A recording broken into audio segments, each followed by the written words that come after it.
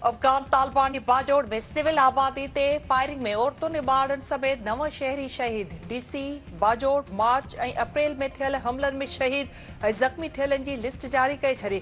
पाक फौज जवाबी कार्रवाई कंदे तालिबान जूं केतिरियूं ई चेक पोस्टूं तबाह करे छॾियूं। सिक्योरिटी ज़रियनि जो चवणु आहे त अफगान तालिबान ॾे सिविल आबादी ते फायरिंग में 3 औरतूं ऐं 6 ॿार शहीद थी विया आहिनि। पाक फौज पेशवर महारत सां रुगो अफगान तालिबान जी फौजी पोस्टनि ऐं गन पोज़ीशन के निशानो बणायो आहे। अफगान तालिबान तरफ़ां औरतुनि ऐं ॿारनि खे निशानो बणाइण अगराई जो नतीजो आहे।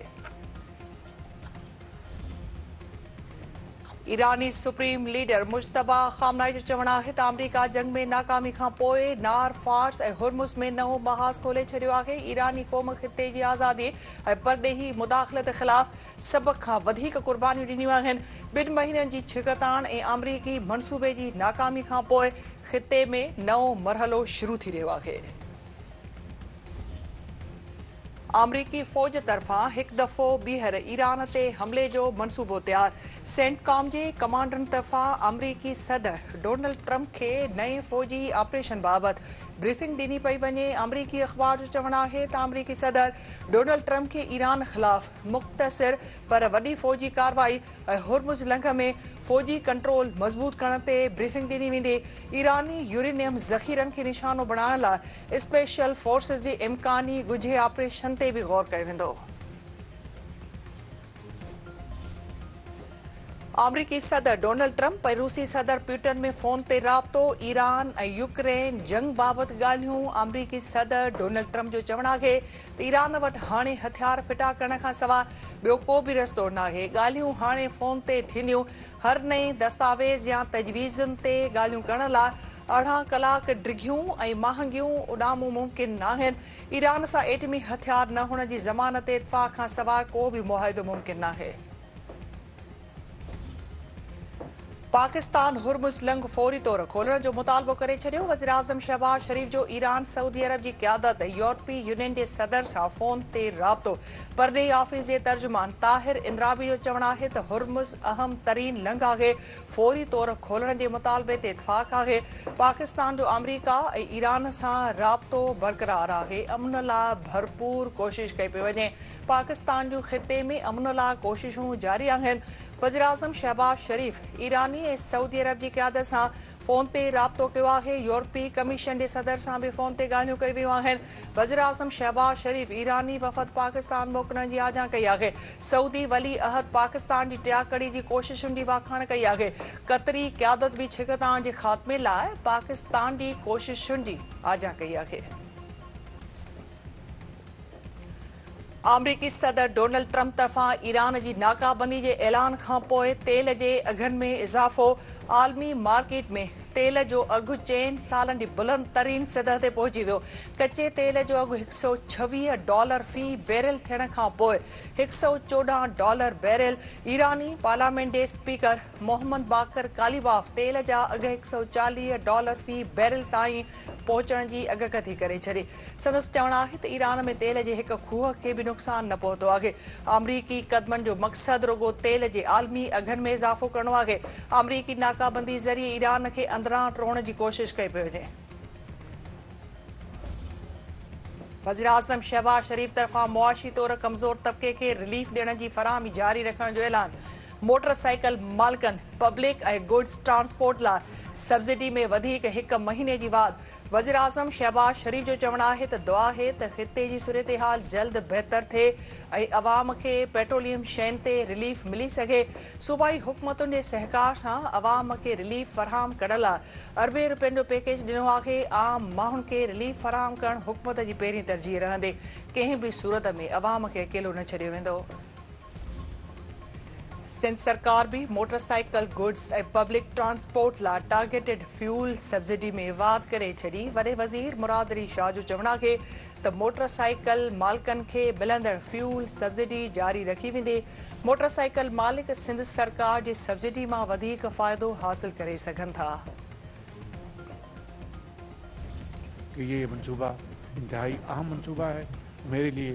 इससे ज़्यादा और कोई मंसूबा मुकद्दम नहीं है। 20 साल इसकी मुद्दत है अपने लोन की, कर्जे की। मार्कअप 5% होगा और 1 करोड़ रुपया कर्जा मिलेगा। ये स्कीम, इसका ताल्लुक किसी एक खास इलाके से नहीं है। ये इस्लामाबाद के साथ साथ चारों सूबों के अवाम के लिए है। वज़ीर-ए-आज़म शहबाज शरीफ तरफां पंहिंजो घर स्कीम जो बाज़ाब्ता तौर इफ्तिताह। वफ़ाक़ी बजट में अवाम खे वॾे पैमाने ते सहूलियतूं ॾियण जो ऐलान। संदसि चवण आहे त आम माण्हुनि खे छत जी फरहामी हुकूमत जी पहिरीं तरजीह आहे। पाकिस्तान में शहरनि जो वॾो अंग पंहिंजे घर खां वांझियल आहे। हुकूमत माहिरनि ख़ानगी शोबे सां पंहिंजो घर स्कीम शुरू कई वई आहे। पंहिंजो घर स्कीम जी कामयाबी लाइ तमामु घणी महिनत कई वई आहे। मनसूबो कंहिं ख़ासि माण्हू लाइ नाहे। हुकूमत शयूं ॿाहिरि मोकिलींदड़नि खे हौसला अफ़ज़ाई करे रही आहे। सामूंडी फ़ौज जी पहिरीं बेंगोर क्लास आबदोज़ जी चीन में कमीशनिंग तक़रीब। आसिफ अली ज़रदारी जी ख़ासि महिमान तौर शिरकत। सदर आसिफ अली ज़रदारी जो चवणु आहे त आबदोज़ जी कमीशनिंग सामूंडी फ़ौज जी जिद्दत जे सफ़र में हिक तारीख़ी कामयाबी आहे।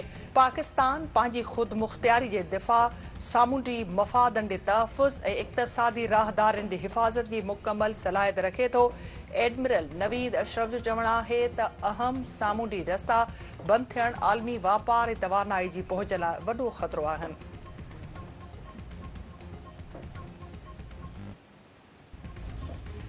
इस्लामाबाद हाई कोर्ट जे 3 जजनि जी बदली सुप्रीम कोर्ट में challenge. Lahore high court bar senior वकील हामिद खान ज़रिए सुप्रीम कोर्ट में दरख़्वास्त दाख़िल करे छॾी। दरख़्वास्त में मौक़िफ़ अख़्तियार कयो वियो आहे त इस्लामाबाद हाई कोर्ट जे जजनि जूं बदलियूं आइन जी भञकड़ी आहिनि।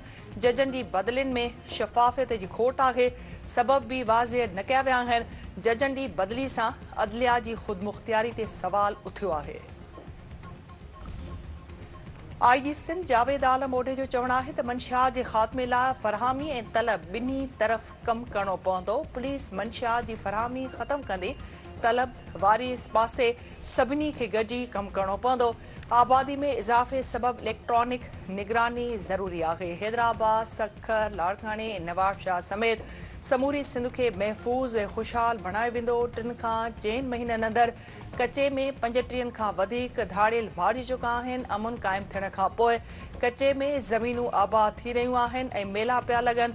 पुलिस में रुॻो हिकु सुठो कमु कंदड़ ऑफिसर ई रही सघे थो। आईजी सिंध जावेद आलम ओढो तरफ़ां हैदराबाद में सेफ सिटी मंसूबे जो इफ़्तिताह।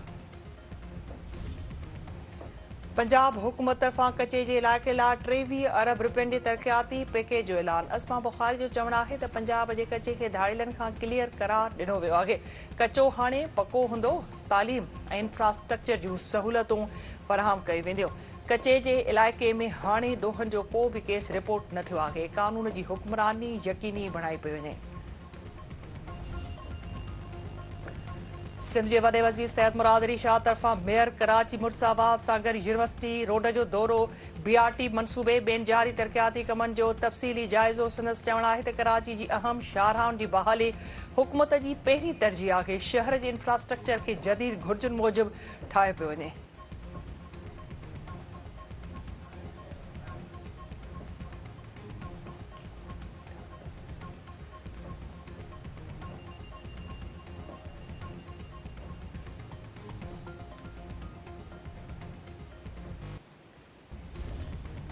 सिंध जे तालीमी इदारनि में हिंदू शागिर्दनि खे हाणे पंहिंजे मज़हब बाबति तालीम ॾिनी वेंदी। तालीम वारे सूबाई वज़ीर सरदार शाह हिंदू शागिर्दनि लाइ मज़हबी किताब शाया कराइण जी मंज़ूरी ॾेई छॾी।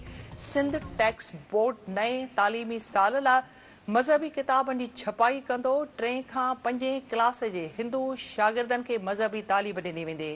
मीरपुर ख़ास में मेडिकल जी शागिर्दियाणी फहमीदा लगारी जे केस में मुख्य जवाबदार आबिद लगाई जी ज़मानत रद्द। 4 ॼणनि जी ज़मानत मंज़ूर। डीआईजी मीरपुर ख़ास जी अॻवानी में जुड़ियल जांच कमेटी तरफ़ां ख़ानगी यूनिवर्सिटी कॉलेज जो दौरो। इंतज़ामिया जा बयान कलमबंद। वधीक तफ़सील तलब। एसएसपी फिदा हुसैन शाह जो चवणु आहे त फहमीदा लगारी वाक़े बाबति जांच कई पई वञे। फ़िलहाल कुझु चई नथो सघिजे। यूनिवर्सिटी जे वाइस चांसलर पंहिंजो इज़ाफ़ी बयान जमा करायो आहे। हिकु दफ़ो ॿीहर इदारे जो दौरो करे जांच करे सघिजे थी। गढ़ी हसनवासी नारी आसिया खोसो सां इज्तिमाही लॼारुट केस जे जवाबदारनि ज़मानत लाइ दरख़्वास्त दाख़िल करे छॾी। फ़रियादी धुर तरफ़ां तयारी लाइ मोहलत तलब। जेकब बाबा जी अदालत तरफ़ां ॿुधणी 4 मई ताईं मुलतवी। जवाबदार धुर जे वकील जो चवणु आहे त जवाबदारनि जी DNA ऐं केमिकल जा जुज़ा मैच न थी सघिया आहिनि। सिंधड़ी भरिसां जुनूनी मुड़ुस हथां घरवारी बेदर्दीअ सां क़तल। ॻोठ हाजी ख़ैर मोहम्मद मरी में मुड़ुस बेनज़ीर सोलंकी खे कोडरूं हणी क़तल करे छॾियो।